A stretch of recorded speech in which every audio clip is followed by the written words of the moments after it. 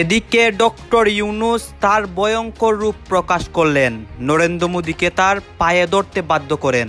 সারা বিশ্ব অবাক হয়েছে ডক্টর ইউনূসের আসল পাওয়ার দেখে।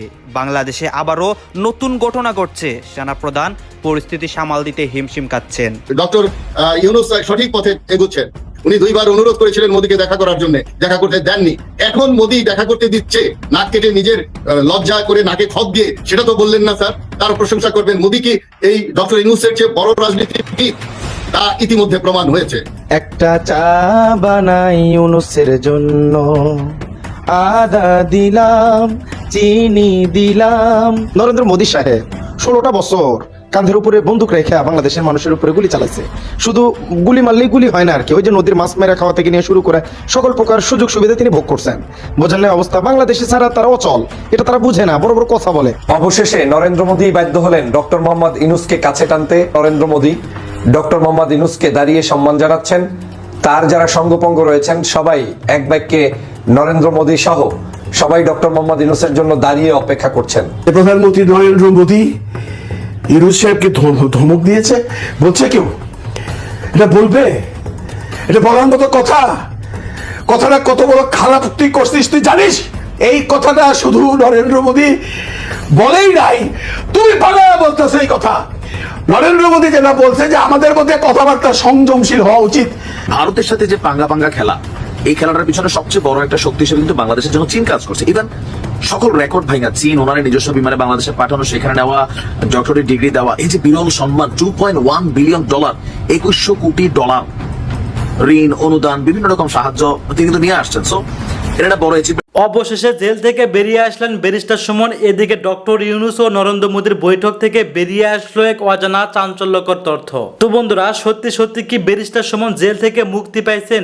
এইবার এই বিষয় নিয়ে আমরা পর্যালোচনা এবং তদন্ত করে বেশ কয়েকটি খুবই গুরুত্বপূর্ণ তথ্য এবং ভিডিও ফুটেজ পাই, যা আজকের ভিডিওতে সেগুলোই এক এক করে ধারাবাহিক তুলে ধরা হবে। যদিও আজকের ভিডিওটা কিছুটা লং হতে পারে, তবে আজকের ভিডিওতে জানতে পারবেন ব্যারিস্টার সুমনের মুক্তি, ডক্টর ইউনূস ও নরেন্দ্র মোদীকে নিয়ে এমন কিছু অজানা গোপন তথ্য যা জানলে আপনিও ইতিমধ্যে অবাক হতে বাধ্য।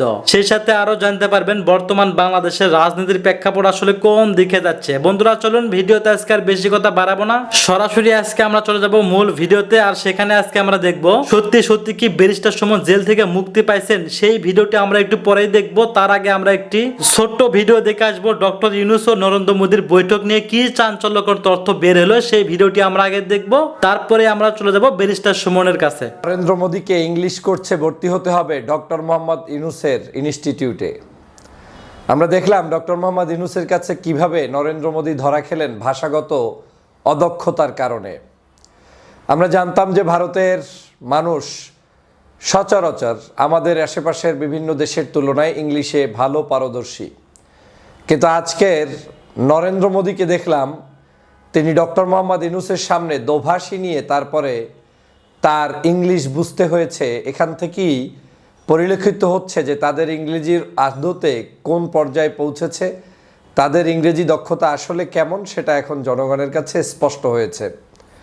ডক্টর মোহাম্মদ ইউনূস যে আসলে কি জিনিস, কত বড় মাপের মানুষ, এবং বাংলাদেশের জন্য তার মতো একজন ব্যক্তিত্ববান ব্যক্তি যে কত বড় নেয়ামত, সেটা আপনারা বুঝতে পারবেন তখনই যখন ইউনূস সাহেব বাংলাদেশ থেকে রাষ্ট্রীয় কর্মকাণ্ড থেকে বিদায় নেবেন, তখন আপনারা বুঝতে পারবেন।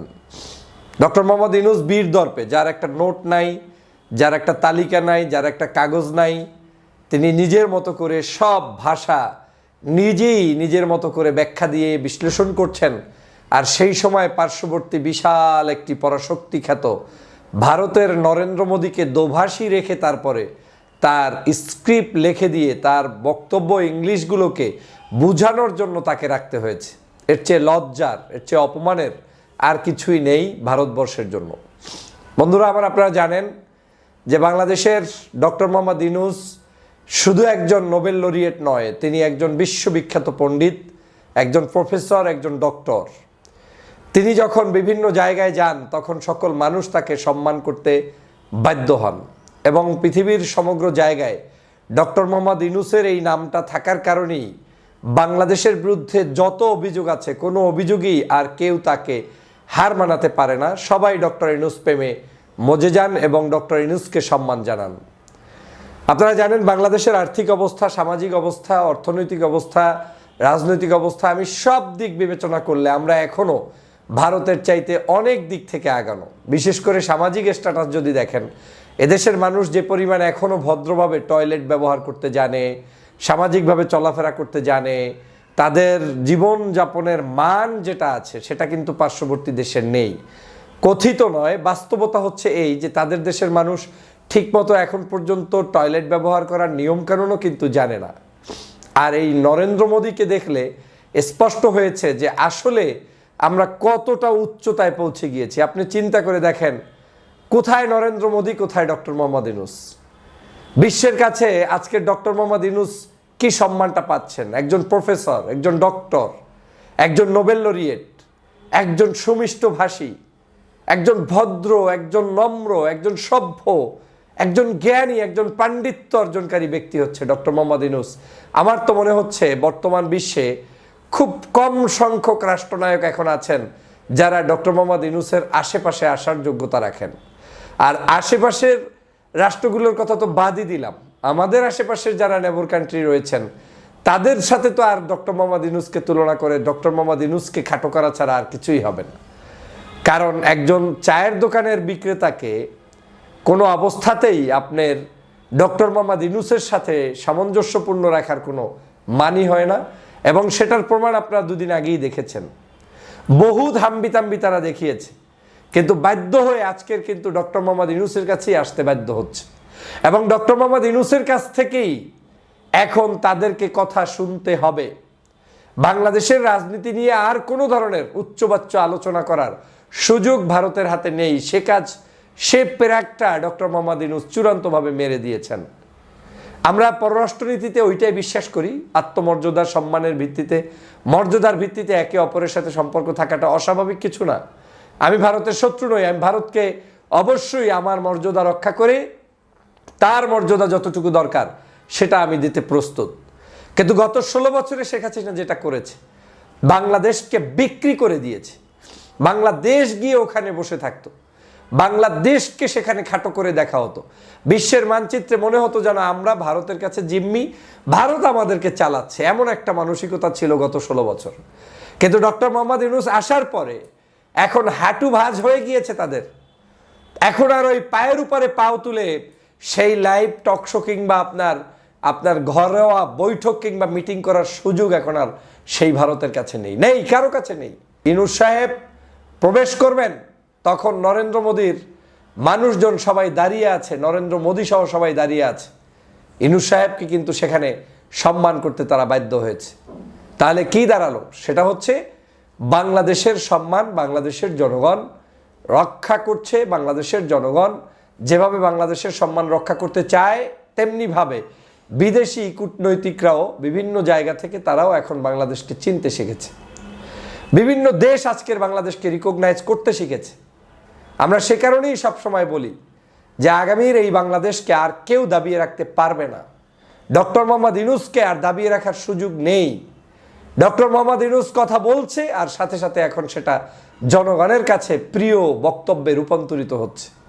অতএব এগুলো দেখে আওয়ামী লীগের যারা গুজব সেল ছিল তারা কিন্তু ইতিমধ্যেই সাবধান হয়ে গিয়েছে। কেউ কেউ এই বিষয়ে এখন আর কথাই বলছে না, এখন আর ওদের কথা বলার স্কোপও কিন্তু নেই। প্রিয় বন্ধুরা আমার, আমি সে কারণে বলছি যে ডক্টর মোহাম্মদ ইউনূসের কাছেই ভর্তি হতে হবে এই নরেন্দ্র মোদীদেরকে, এবং ডক্টর মোহাম্মদ ইউনূসের ইংলিশ কোচিংয়ে ভর্তি হয়েই তাদেরকে পরীক্ষায় পাশ করতে হবে। কারণ আগে যে পরীক্ষাগুলো হতো সেই পরীক্ষাগুলো ছিল নকল। আগের যে পরীক্ষাগুলো ছিল সেটা ছিল রাতের। আগের যে পরীক্ষাগুলো ছিল সেটা ছিল তোষামোদের। তখন আমরা তাদেরকে কি জানি মনে করতাম, কিচ্ছু না তারা। আমরা শক্তিশালী, আমরা এখন অনেকের চাইতে অনেক শক্তিশালী। আমার এই বাংলাদেশে এখন ব্যবসায়ীরা আসবে, বিভিন্ন দেশ থেকে মানুষ আসবে, তারা এসে আমাদের কাছ থেকে বুদ্ধি নিয়ে যাবে, পরামর্শ নিয়ে যাবে। আমাদের দেশকে উন্নত করার জন্য তারাও তাদের জায়গা থেকে ইনভেস্ট করবে।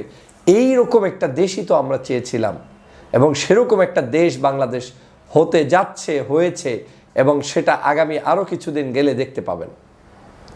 অতএব যারা আমাদের সামনে বিভিন্ন ধরনের ভাবসাব নেয়, তাদের সেই ভাবসাব নেওয়ার দিন কিন্তু শেষ হয়ে গিয়েছে।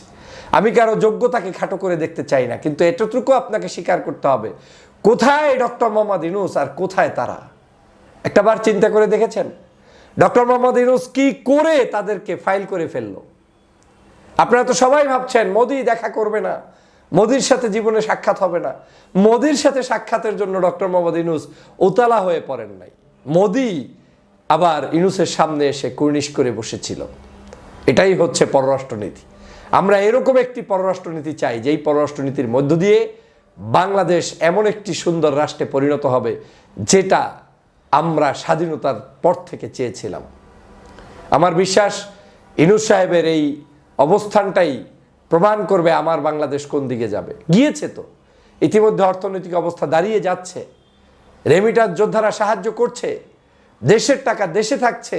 এবারে ঈদে ৩,০০০ কোটি টাকা শুধুমাত্র আমরা ভারতে দেইনি, শুধু এই দেশের বাজারে আপনি বাজার করেছেন বিদায় আমরা কিন্তু সেই টাকা দেশেই রাখতে পেরেছি। অতএব আমাদের ভয় নেই, আমাদেরকে শুধু সিদ্ধান্ত নিতে হবে এবং কঠোর সিদ্ধান্তের আলোকেই আমাদের পথ পরিক্রম করতে হবে, তাহলেই আমরা সফল হব। আসসালামু আলাইকুম রহমতুল্লাহি ওবরকাতুহু। সম্মানিত দর্শক, ডক্টর মোহাম্মদ ইউনূসের রাজনীতি, তার ক্ষমতার মেয়াদ, তার চলে যাওয়া, বিদায় নেওয়া এবং ভবিষ্যৎ পরিণতি নিয়েই মূলত আজকের এই ভিডিওতে সংক্ষেপে আলোচনা করার চেষ্টা করব। আপনারা আমরা সবাই জানি যে রাজনীতি একটা ওয়ান ওয়ে ট্রাফিক। এখানে যদি কেউ একবার ঢুকে যান তাহলে এই দুর্ভোগ দুর্দশা থেকে তিনি কিয়ামত পর্যন্ত রক্ষা পেতে পারেন না। তো সেই দিক থেকে ডক্টর মোহাম্মদ ইউনূস যে পলিটিক্যাল অফিসটির অধিকর্তা হয়েছেন, অর্থাৎ অন্তর্বর্তীকালীন সরকারের প্রধান হয়েছেন, এই জায়গাতে বসে অতীতের মতো তিনি যারা তত্ত্বাবধায়ক সরকারের প্রধান ছিলেন তাদের মতো বিদায় নিতে পারছেন না, তাদের মতো অ্যাক্টিভেট অর ডিঅ্যাক্টিভেট হতে পারছেন না। তার জন্য একটা একেবারে সম্পূর্ণ নতুন পরিবেশ তৈরি হয়েছে, যেটি ইতিপূর্বে কখনো হয়নি। আওয়ামী লীগের উত্থান, আওয়ামী লীগের পতন, শেখ হাসিনার উত্থান, শেখ হাসিনার পতন, খালেদা জিয়ার উত্থান, তার ক্ষমতা হারানো, কিংবা বঙ্গবন্ধু এরশাদ, প্রেসিডেন্ট জিয়া, ওনাদের উত্থান এবং ওনাদের পতন, ওনাদের বিদায়, কোনো কিছুর সঙ্গে ডক্টর ইউনূসের মিল হচ্ছে না। বা অতীতে যারা তত্ত্বাবধায়ক সরকারের প্রধান হিসাবে এসেছেন, জাস্টিস শাহাবুদ্দিন, বিচারপতি হাবিবুর রহমান, বিচারপতি লতিফুর রহমান, তো ওনাদের মতন করেও হচ্ছে না, কোনো কিছু হচ্ছে না। নিয়তি তাকে এমন একটা জায়গাতে নিয়ে এসেছে, এইরকম বিপদ, এরকম আপদ, এরকম বালায়, এরকম মুসিবত বাংলাদেশের রাজনীতিতে অন্য কোনো শীর্ষ ব্যক্তিরা আসেনি। আবার একই সঙ্গে এত বিপুল সম্ভাবনা, এত বিপুল সফলতা এবং এত বিপুল জনসমর্থন, এবং তার প্রতিপক্ষের নাম নিশানা পর্যন্ত এখন পর্যন্ত বাংলাদেশে নেই। তো এইগুলোর সমন্বয় সাধন করে তিনি কি বিজয়ী হবেন নাকি পরাজিত হবেন, অথবা আগামী দিনে তিনি কি তত্ত্বাবধায়ক সরকারের মতন করে একটি নির্বাচন অনুষ্ঠান করে নিরাপদ নিশ্চিন্তে চলে যাবেন, নাকি তিনি যেতে পারবেন না, তাকে রাজনীতি করতে হবে, কোনটি হবে? অবস্থার দৃষ্টি মনে হচ্ছে যে তিনি রাজনীতির ফাঁদে পা দিয়েছেন। এখন এটা তার নিজের বুদ্ধিতে হতে পারে, তার নিজের আশা আকাঙ্ক্ষার কারণে হতে পারে, যে কারণেই হোক না কেন তিনি রাজনীতির ফাঁদের মধ্যে পড়ে গেছেন, যেটি অতীতকালের তত্ত্বাবধায়ক সরকারের যারা লোক তারা পড়েননি। এমনকি 111-এর সময় মঈনুদ্দিন ফখরুদ্দিন সাহেব তারাও এই ফাঁদের মধ্যে পা দেননি। এমনকি তিনি নিজে এর আগে যে একটি রাজনৈতিক দল গঠন করেছিলেন 111-এর সময়, ওই সময়টিতে খুব দ্রুত তিনি সিদ্ধান্ত নিতে পেরেছিলেন এবং তিনি বুঝেছিলেন যে রাজনীতি তার কর্ম নয় এবং তিনি এই রাজনীতির মারপ্যাচে তিনি জড়িয়ে পড়লে আর তার রক্ষা নেই। তো তিনি সরে গিয়েছিলেন বটে, কিন্তু ওই যে বললাম রাজনীতি ওয়ান ওয়ে ট্রাফিক, কিন্তু 111-এর সঙ্গে তার সম্পৃক্ততা, আগামীতে তিনি ক্ষমতা আসতে পারেন, তার একটি রাজনৈতিক অভিলাষ রয়েছে, এই সন্দেহ থেকে শেখ হাসিনা তার জীবনকে যে তামা করে দিয়েছেন 2009 থেকে 2025 পর্যন্ত, 24 পর্যন্ত, আগস্ট মাস পর্যন্ত তার জীবনকে রীতিমতো জার করে দিয়েছেন।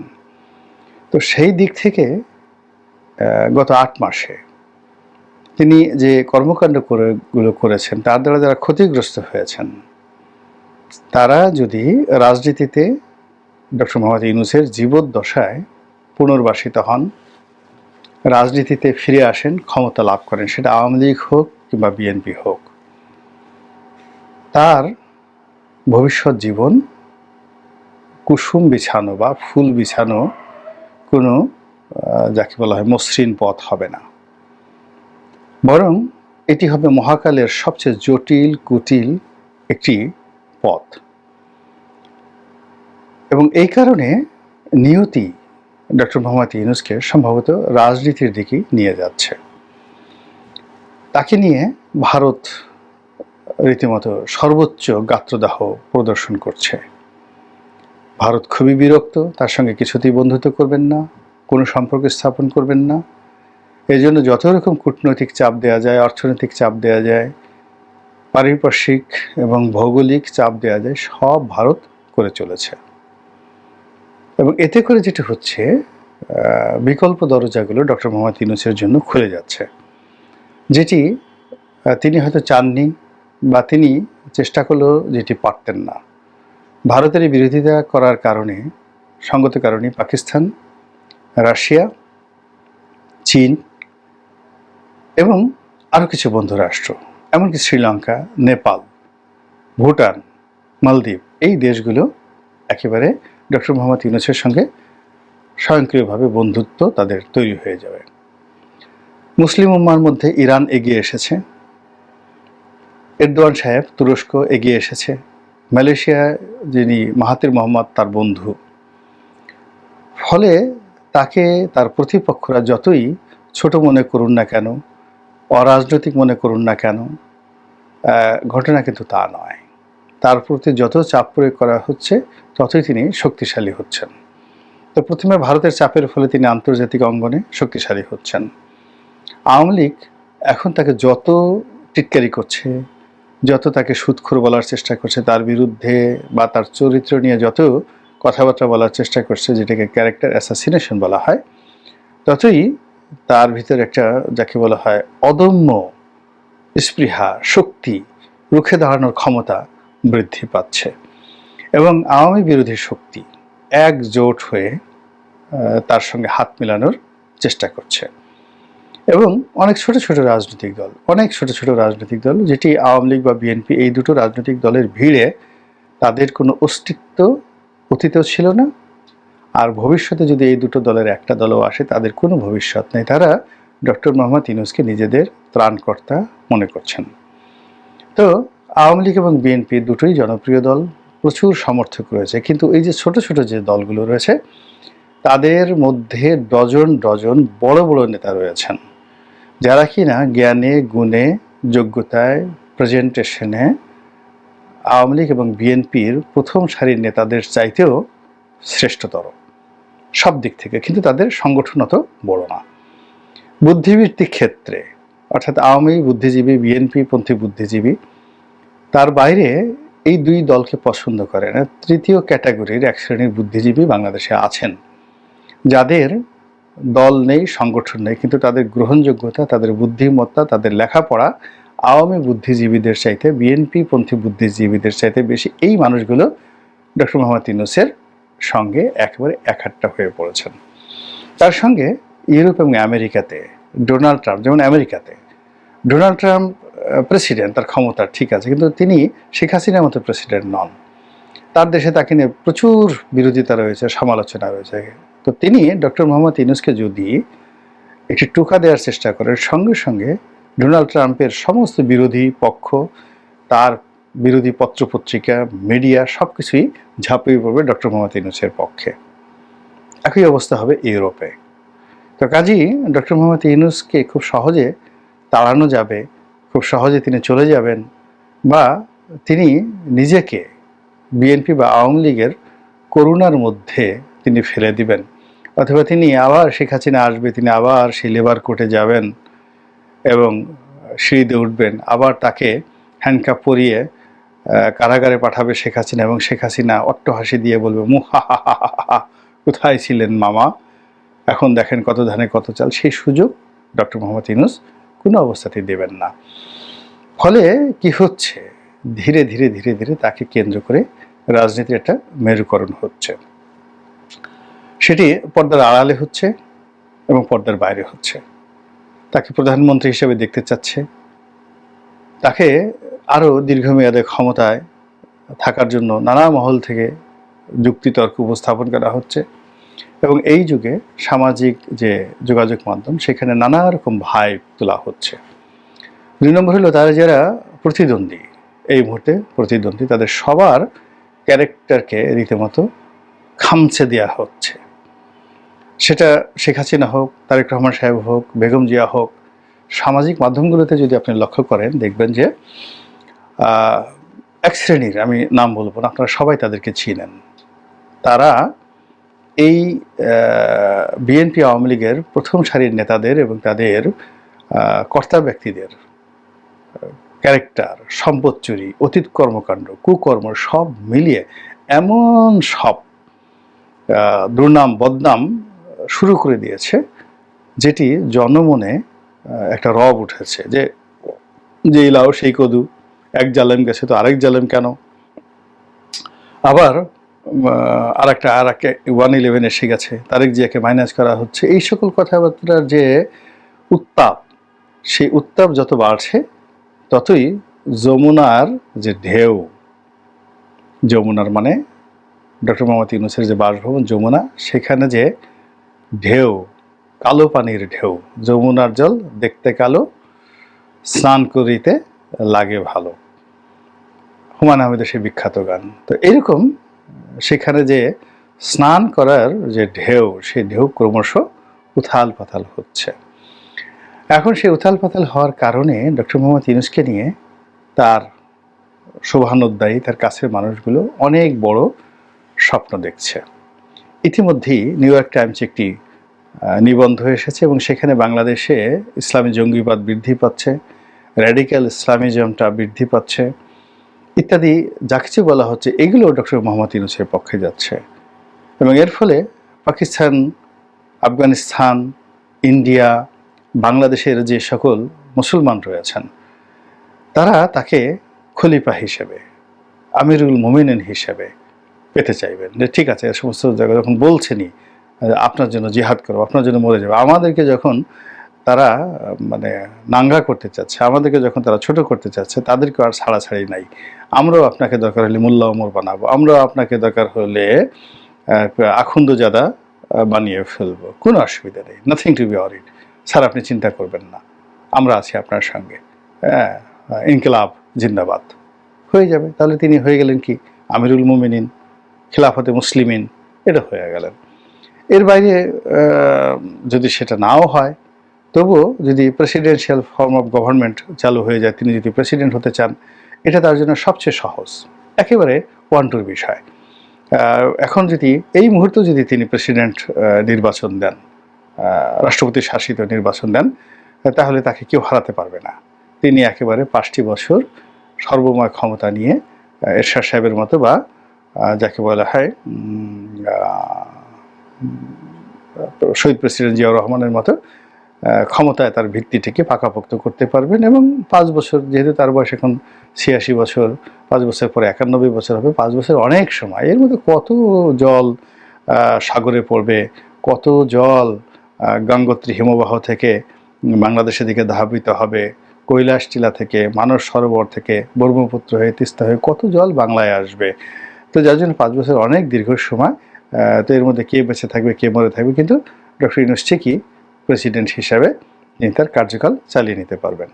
আবার তিনি যদি প্রধানমন্ত্রী হতে চান, সেটা আমি আর একটা ভিডিওতে বলছি, হি হ্যাজ ম্যানি ওয়েজ। তার অনেক সুযোগ রয়েছে, অনেক বিকল্প রয়েছে। এখন তিনি সেই জিনিসগুলো করবেন কি করবেন না, এটি নির্ভর করবে তার রাজনৈতিক ডিজায়ার বা উইল ফোর্সের উপর, তার ইচ্ছা এবং তার ইচ্ছা শক্তির উপর। কিন্তু অবস্থার দৃষ্টি মনে হচ্ছে এখন তার হাসি মাখা মুখ, তার পাত্রমিত্রদের মানে উচ্ছ্বাস, তার প্রতিপক্ষ যারা আছেন তাদের হাপিত্যেশ, এবং তার যারা শত্রু রয়েছেন তাদের বুক থাপড়ানি বা বুক চাপড়ানি, এগুলো দেখে মনে হচ্ছে যে আগামীতে যে রাজনীতি, সেই রাজনীতির প্রধান পুরুষ হিসাবে ডক্টর মোহাম্মদ ইউনূস খেলবেন, যথেষ্ট খেলবেন। এখন তার সাথে খেলতে হলে সমপরিমাণের প্লেয়ার লাগবে। আদারওয়াইজ তিনি যদি চান আমিরুল মোমিনিন হতে পারবেন, প্রেসিডেন্ট হতে পারবেন, অথবা প্রধানমন্ত্রী হতে পারবেন। আল্লাহর হিসাব বড়ই জটিল, আল্লাহ ভালো জানেন। আল্লাহ আমাদের সবাইকে হেদায়েত দান করুন এবং হেফাজত করুন। আসসালামু আলাইকুম ওয়া রাহমাতুল্লাহি ওয়া বারাকাতুহু। আগামী 8-10 বছর পর বিএনপি থাকবে না। রাজনীতির প্রধান দুই শক্তি হবে জামাত ভার্সাস এনসিপি, কিংবা এনসিপির মতো আরো দল দাঁড়াতে পারে। যেহেতু এখন পর্যন্ত অভ্যুত্থানের দল বেসিক্যালি এনসিপি, আমি যখন কথা বলছি তখন পর্যন্ত, তো এই সময়ের হিসাব নিকাশ সেটাই বলে। দেখেন, আওয়ামী লীগ ফিরতে পারবে না। আওয়ামী লীগের মধ্যে যারা মোটামুটি ক্লিন ইমেজের, তারা এনসিপি সহ অন্যান্য দলে যোগ দিবে এবং সেই ব্যবস্থা নানানভাবে জোরালো হবে দিন দিন। আর আওয়ামী লীগের লোকজন বিএনপিতে তেমন আসবে না। হ্যাঁ, যারা আসছে এরা ছেঁচড়া, কিংবা এরা পিঠ বাঁচানোর জন্য এসেছে, লুটপাটের জন্য এসেছে। কিন্তু যারা রাজনীতি করবে, রাজনীতির জন্যে, রাজনৈতিক গুড ইন্টেনশনে আওয়ামী লীগের লোকজন বিএনপিতে আসে না কিংবা আসবে না।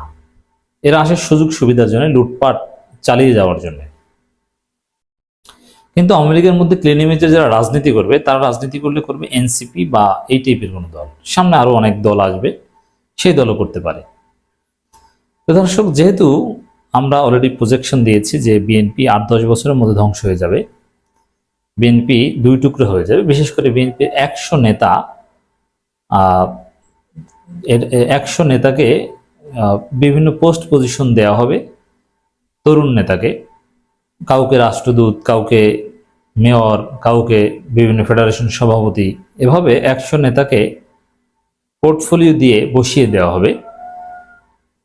তারপরে বিএনপি এমনিতেই একেবারে দুর্বল হয়ে যাবে। আর স্থানীয় সরকার নির্বাচন বা নানান সংস্কার প্রশ্নে বিএনপির একটা অংশ বিএনপি থেকে বিদ্রোহ করে আলাদা হয়ে যাবে এবং জনগণ বিএনপিকে ভারতের দালাল মনে করে, চাঁদাবাজ লুটপাট মনে করে, তাদেরকে রাজনীতি থেকে কোণঠাসা করবে, মাইনাস করবে। তো এভাবে আগামী 8-10 বছরের মধ্যে, বিশেষ করে ভারতের ফাঁদে যেহেতু পড়েছে, বের হতে পারবে না। তারেক রহমান উভয় সংকটে, বিএনপি থাকবে না। কিন্তু থাকবে কারা? আপনারা এটাও জানেন দর্শক, যারা না জানেন তাদের অবগতির জন্য জানাচ্ছি। রাজনীতি মূলত গণতান্ত্রিক রাজনীতি, বেসিক্যালি দ্বিদলীয় সিস্টেম। সারা পৃথিবীতেই দুইটা দল ডমিনেট করে। যেমন যুক্তরাষ্ট্রে দুইটা দল, কিন্তু দল কিন্তু অনেক আছে, কিন্তু বেসিক দল দুইটা। যুক্তরাজ্যে দুইটা দল, ভারতে প্রধান দুইটা দল। পৃথিবীর যেখানেই যান আপনার, দল অনেক, 50, 60, 100, 200, কিন্তু প্রধান দল দুইটা। এমনকি পাকিস্তানেও প্রধান দল দুইটা। বাংলাদেশেও যুগ যুগ ধরে প্রধান দল ছিল দুইটা, আওয়ামী লীগ এবং বিএনপি। এখন এই যে আওয়ামী লীগ বিএনপি, এই হিসাবটা থাকছে না। এই সাইকেল বাংলাদেশের শেষ। এজন্য আগামীর বাংলাদেশের সাইকেল হবে, তাহলে হওয়ার কথা জামাত আর বিএনপি, তাও না, এই বিএনপিও থাকবে না। আওয়ামী লীগ গেছে, বিএনপিও যাবে। তাহলে থাকবে কারা? থাকবে জামাত আর এনসিপি, বা এনসিপির মতো যদি কোনো নতুন দল আসে তারা। আগামী দিনের রাজনীতি জামাত ভার্সাস এনসিপির রাজনীতি। এই জন্য বিএনপি শেষ হওয়ার আগ পর্যন্ত জামাত এনসিপিকে এক লাইনে থাকতে হবে। যেমন আওয়ামী লীগ শেষ হওয়ার আগ পর্যন্ত বিএনপি জামাত এক লাইনে থেকেছে, আওয়ামী লীগ চলে যাওয়ার পর এখন জামাত বিএনপি একে অপরের প্রতিদ্বন্দ্বী, ওইরকম বিএনপি শেষ হওয়ার আগ পর্যন্ত এনসিপি জামাত এক লাইনে থাকবে, আর বিএনপি শেষ হলে এনসিপি জামাত প্রতিদ্বন্দ্বী হয়ে উঠবে। এটা একটা বাস্তবতা। 300 আসনে প্রার্থী দেওয়ার চ্যালেঞ্জ নিতে প্রস্তুত এনসিপি, সার্জিস আলম। তো এইভাবে কিন্তু বাংলাদেশের রাজনীতিতে বিএনপি প্রতিষ্ঠিত হয়েছিল। 300 আসনের প্রার্থী দেওয়ার চ্যালেঞ্জ করছে এনসিপি। আওয়ামী লীগের যে পলিটিক্যাল সুপ্রিমেসির জায়গাটা, এটা এনসিপি দখল করবে এবং আওয়ামী লীগের অনেক লোক এনসিপি করবে। আপনি লিখে রাখেন, আওয়ামী লীগের মধ্যে যারা রাজনীতি করতে চায় তারা এনসিপি করবে। তবে হ্যাঁ, একটা অংশ লুটপাট করতে চায় বা তাদের আকাম ধরে রাখতে চায়, তারা বিএনপি করবে, কিন্তু আওয়ামী লীগের মধ্যে যারা পলিটিক্স করবে তারা এনসিপি করবে। 300 আসনে প্রার্থী দিতে পারবে, সম্ভব। জাতীয় নাগরিক পার্টির এনসিপি মুখ্য সংগঠক উত্তরাঞ্চল সার্জিস আলম বলেছেন, আগামী জাতীয় সংসদ নির্বাচনে 300 আসনে প্রার্থী দেওয়ার জন্য প্রস্তুত আছি আমরা আমাদের জায়গা থেকে সর্বোচ্চ চেষ্টা করব যেন সৎ, যোগ্য, দেশপ্রেমিক প্রার্থীদের মনোনয়ন দেওয়া যায়।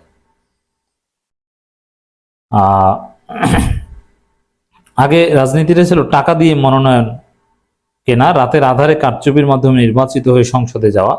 দেখেন, এই যে টাকা দিয়ে মনোনয়ন কেনা, এটার মাধ্যমে কিন্তু বিএনপিকে ডিনাই করা হয়েছে, কারণ বিএনপিতে মনোনয়ন বাণিজ্য হয়, এটা সবাই জানে। রাতের আধারে কারচুপির মাধ্যমে নির্বাচিত হয়ে সংসদে যাওয়া, এটা আওয়ামী লীগ উল্লেখ করে বলেন, এটা জনগণের ভোটাধিকার ফিরে পাবে। এবার আমরা জনগণের সরাসরি ভোটের মাধ্যমে নির্বাচিত হয়ে জনগণের প্রতিনিধিত্ব করতে সংসদে যেতে চাই। রাজনৈতিক দল হিসাবে মাত্র 1 মাস হয়েছে এনসিপির, তাই সারা দেশে প্রার্থী মনোনয়ন অবশ্যই চ্যালেঞ্জ রয়েছে। আমাদের লক্ষ্য 300 আসনের প্রার্থী দেওয়া এবং আমার সেই লক্ষ্য নিয়েই কাজ করছে এবং এটা হবে, এটা পারবে। ওই যে বললাম না, যে দেখবেন প্রভাবশালী বড় বড় ব্যবসায়ী, বিএনপি থেকে বঞ্চিত, আওয়ামী লীগ মধ্যে ক্লিনিমিজে, এরা যারা পলিটিক্স করবে তারা এখানেই আসবে। তো দর্শক, এক পর্যায়ে আওয়ামী লীগ তো গেছে, বিএনপিও থাকবে না, রাজনীতি হবে জামাত, এনসিপি। সার্জিস আলম বলেন, ইউরোপিয়ান ইউনিয়ন 28 থেকে 29টি দেশ একসঙ্গে ফাংশন করছে। প্রতিটি রাষ্ট্রে আন্তর্দেশীয় অঞ্চল ভিত্তিক আদান প্রদান সম্পর্ক থাকবে। তারা দেশের বন্দরগুলো ব্যবহার করে ব্যবসা বাণিজ্যের উন্নয়ন করবে, কিন্তু এখনো এগুলো সমতার ভিত্তিতে হতে হবে। রাষ্ট্রের মধ্যে পারস্পরিক শ্রদ্ধার সম্পর্ক থাকতে হবে, ভারত বাংলাদেশ সম্পর্ক হতে হবে শ্রদ্ধা ও সমতার ভিত্তিতে। চমৎকার কথা বলছে মির্জা আব্বাসরা, তো খুশি বলছেন, খুশি আর খুশি, কিন্তু সার্জিস আলমরা কিন্তু খুশি খুশি এই জিকির করছেন না। যাই হোক, এই সার্জিসদের রাজনৈতিক ইঙ্গিত প্রমাণ করে যে আগামী দিনে রাজনীতি হবে জামাত ভার্সাস এনসিপি। ধন্যবাদ প্রিয় দর্শকবৃন্দ, আমাদের ফুল ভিডিওটি দেখার জন্য আপনাকে জানাই অসংখ্য অসংখ্য ধন্যবাদ। তো বন্ধুরা, এতক্ষণ আপনারা যে ভিডিও ফুটেজগুলো দেখতে পেয়েছেন, এই ভিডিও ফুটেজগুলো নিয়ে আপনাদের কী মন্তব্য অবশ্যই কমেন্ট বক্সে কমেন্ট করতে ভুলবেন না। আর হ্যাঁ, সামাজিক যোগাযোগের মাধ্যমে যে বিষয়টি সবথেকে বেশি ভাইরাল হয়ে গেছে, ব্যারিস্টার সুমন জেল থেকে মুক্তি পাইছেন, এটা কিন্তু মোটেই না, তিনি জেল থেকে মুক্তি পায়নি, এটা একটা গুজব। দয়া করে আপনাকে গুজবে কান দেবেন না। ধন্যবাদ।